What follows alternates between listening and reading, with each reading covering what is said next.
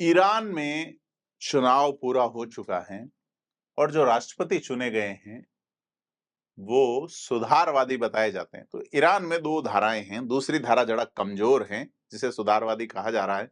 लेकिन वो क्या अब मज़बूत हो सकेगी जबकि सब कुछ राष्ट्रपति के हाथ में है? मसूद पेज़ेश्कियान ईरान की बागडोर सँभालेंगे क्योंकि पिछले 50 साल में ईरान की बागडोर जो है कट्टरपंथी और पश्चिम विरोधी राष्ट्रपति से एक सुधारवादी राष्ट्रपति के हाथ में आना। आज इसी पे चर्चा करेंगे कि क्या बदल सकता है, क्या बदल रहा है ईरान में। तो मसूद पेजेश्कियान जो है वो ईरान के राष्ट्रपति चुने गए हैं। मसूद 19 साल पहले सुधारवादी राष्ट्रपति के शासन में हेल्थ मिनिस्टर रह चुके हैं। इसके बाद वे राष्ट्रपति चुनावों की दौड़ में पिछड़ते गए क्योंकि सुधारवादियों पर लगातार प्रतिबंध लगते रहे। सुधारवादी यानी कि जो मौजूदा हालात हैं उनमें सुधार चाहते हैं। महिलाओं की स्थिति ईरान में जो शरिया कानून है उसके तहत बड़ी बदहाल बताई जाती है। क्योंकि पेजेश्कियान भी वैसे बताया जा रहा है कि कोई आदर्श उम्मीदवार नहीं थे। तो सुधारवादी भी कोई ज़्यादा लोड ले नहीं रहे थे। लेकिन जब उन्हें बाद में लगा कि इस बार पेजेश्कियान जीत सकते हैं, तो उन्होंने इस मौके को भुनाने में पूरी ताकत झोंक दी। तो यह पश्चिम विरोधी राष्ट्रपति अक्सर रहे हैं कि वेस्ट का विरोध करना है, डेवलपमेंट का और तमाम चीजों का। तो कट्टरपंथी और पश्चिम विरोधी राष्ट्रपति की जगह अब सुधारवादी राष्ट्रपति का आना बड़ा सवाल है कि ईरान में क्या कुछ बदल रहा है। तो ये जिस तरीके से इलेक्शन आए हैं, इलेक्शन के बाद जिस तरीके से रिजल्ट आए हैं बड़े देशों के, भारत में अभी सत्ता का चुनाव हुआ है जिसमें पूर्ण बहुमत की बजाय गठबंधन की सरकार बनी है। अमेरिका में चुनाव होने हैं, ब्रिटेन में प्रधानमंत्री बदल गए हैं, फ्रांस में चीजें बदल गई हैं और ईरान में चीज बदल गई। क्या कुछ फर्क पड़ेगा विश्व राजनीति पे? ईरान का संविधान जो है, तो उसके अनुसार जो प्रेसिडेंट चुनाव में वही खड़े हो सकते हैं जिनको गार्जियन काउंसिल की मंजूरी होती है।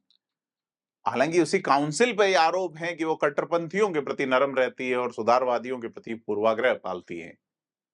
तो 1997 से 2005 तक सुधारवादियों ने देश में शासन किया, लेकिन पिछले 3 चुनाव में उनके हाई प्रोफाइल उम्मीदवारों को गार्जियन काउंसिल ने खारिज कर दिया।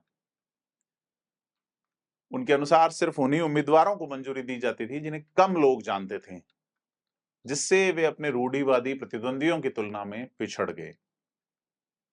आपको याद होगा कि करीब 2 महीने पहले राष्ट्रपति इब्राहिम रईसी की हेलीकॉप्टर हादसे में मौत हुई। तो जब चुनाव की घोषणा हुई तो कईयों को लगा वही पुराना किस्सा होगा, लेकिन 9 जून को जब गार्डियन काउंसिल ने उम्मीदवारों की सूची को अंतिम रूप दिया, तो सुधारवादियों को लग रहा था कि नंबर नहीं आएगा। तो काउंसिल ने जिन 6 उम्मीदवारों के नाम पे मोहर लगाई, उसमें मसूद पेजेश्कियान भी थे।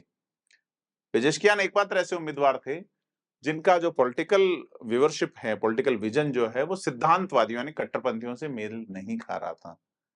तो रूढ़िवादिता और कट्टर इस्लामी विचारधारा का समर्थन करने वाले लोग, वैसे ईरान के जो सर्वोच्च नेता माने जाते हैं आयतुल्लाह अली खामनोई, वो भी इसी खेमे से आते हैं, जिसे इस्लामी रिवॉल्यूशनरी गार्ड्स कोर आईआरजीसी भी कट्टरपंथियों के ज्यादा करीब। तो ईरान में 2 धाराएं जिसमें आप लगातार शब्द सुन रहे होंगे, एक सिद्धांतवादी जो पुराने सिद्धांतों पे बात करते हैं और एक सुधारवादी जो अलग विचार रखते हैं। तो अब जिस तरीके से वहां ईरान में एक शब्द चलता है होमोजेनाइजेशन, उसका मतलब कि सिद्धांतवादियों द्वारा सुधारवादी यानी कट्टरपंथियों द्वारा जो डेवलपमेंट या जो चीजें बदलना चाहते हैं उनको सत्ता से बेदखल कर दिया जाना। स्थिति तब बदलने लगी जब सुधारवादियों ने पेजेश्कियान का समर्थन किया। हालांकि पहले दौर में 40% वोट ही पड़े थे, ऐसे में किसी उम्मीदवार को बहुमत नहीं मिला। तो दूसरे दौर का चुनाव हुआ जिसमें पेजेश्कियान और सईद जलीली के बीच मुकाबला हुआ। जलीली कट्टरपंथी धड़े का नेतृत्व कर रहे थे। बहरहाल, तो पेजेश्कियान ईरान के नए राष्ट्रपति बन गए। उन्होंने चुनावी रणनीति में रूढ़िवादियों की पश्चिम विरोधी नीतियों पर हमला किया और जवाद जरीफ जैसे सुधारवादी राजनीतिक नेताओं का एक नेटवर्क बनाया जो 2015 में परमाणु समझौते को अंतिम रूप देने में प्रमुख भूमिका में रहे थे। पेजेशकियान की अच्छी मदद की ज़रीफ ने और उन्होंने कहा कि उनकी विदेश नीति न तो पश्चिम विरोधी है और न ही पूर्व विरोधी। उन्होंने जो रईसी की रूस और चीन से नजदीकी बढ़ाने की नीति की आलोचना की और कहा वे देश को आर्थिक संकट से उबारने के लिए पश्चिम देशों से बात करेंगे और परमाणु मसले पर एक प्रभावी समझौते तक पहुंचेंगे। तो पेजेशकियान और उनके अभियान को चुनावी बहिष्कार कैंपेनिंग से काफी चुनौतियां तो मिली, लेकिन अंततोगत्वा वो जीत गए और कुल मिला के उन्होंने कट्टरपंथियों के दबाव का सामना करने के बावजूद अपने सुधारवादी आंदोलन को आगे बढ़ाने का संकल्प लिया है। पेजेशकियान को 1,60,00,000 वोट मिले हैं, जबकि उनके कट्टरपंथी प्रतिद्वंदी सईद जलीली को 1,30,00,000 वोट मिले। अब स्पष्ट है कि ईरान की जनता सुधारवादी नीतियों के पक्ष में है, आवाज उठा रही है और पेजेशकियान के नेतृत्व में ईरान एक नए राजनीतिक दौर में प्रवेश कर रहा है, जहां कुछ लोगों की उम्मीदें फिर से जागी हैं। हालांकि ईरान में राष्ट्रपति जब सबसे बड़े राजनयिक माने जाते हैं, न सिर्फ राष्ट्रपति दफ्तर बल्कि विदेश मंत्री भी नीति निर्धारण और लागू करने में अहम भूमिका निभाते हैं।